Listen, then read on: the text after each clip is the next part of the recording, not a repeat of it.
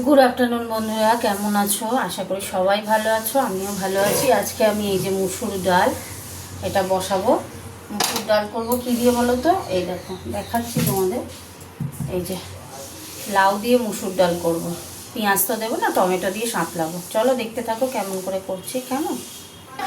এই যে বন্ধুরা, ডাল সিদ্ধ হচ্ছে দেখো। আমি এবার আমি এই যে লাউটা অনেকটা সিদ্ধ হয়ে গেছে, এই যে অনেকটা সিদ্ধ হয়ে গেছে। এবার লাউটা দিয়ে দেবো। লাউটা দিয়ে দিলাম।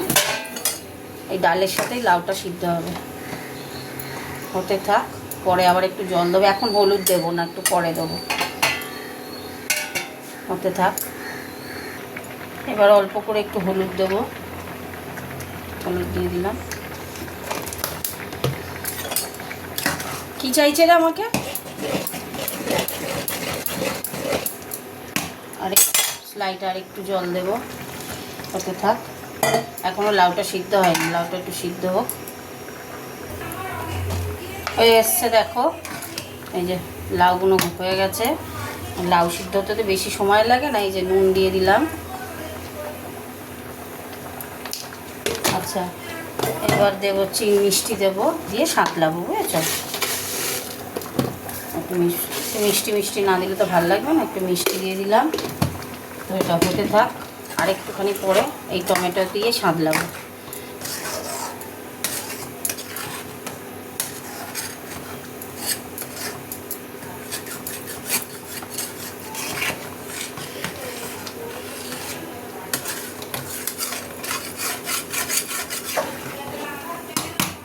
আর একটু হতে থাক। ডালটা হয়ে গেছে, ডালটা এই দিকে শিফট করে দিচ্ছি। এবার ডালটা আমি সাঁতলাবো। কড়া বসিয়ে দিলাম, কড়াটা গরম হতে থাক। তেজপাতা, শুকনো লঙ্কা দিয়ে দিলাম, একটু গোটা জিরে দেবো,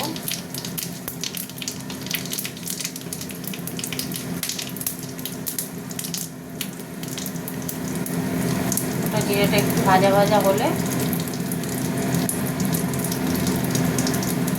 দিয়ে দিচ্ছি টমেটো।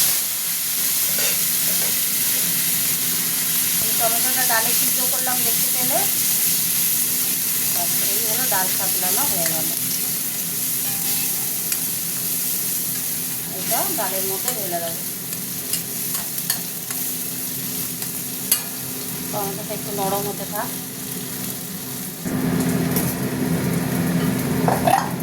ডালের মধ্যে দিয়ে দিলাম টমেটোটা করলাম। একটু সামান্য জল দিতে হবে, একটু কড়াটা একটু ধুয়ে জলটা দেবো।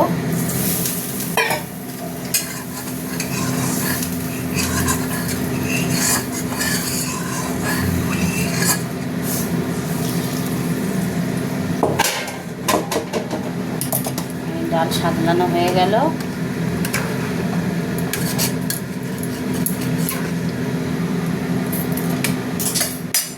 ফুটে গেলেই আমার হয়ে যাবে, নামিয়ে দেবো। একটু হতে থাক।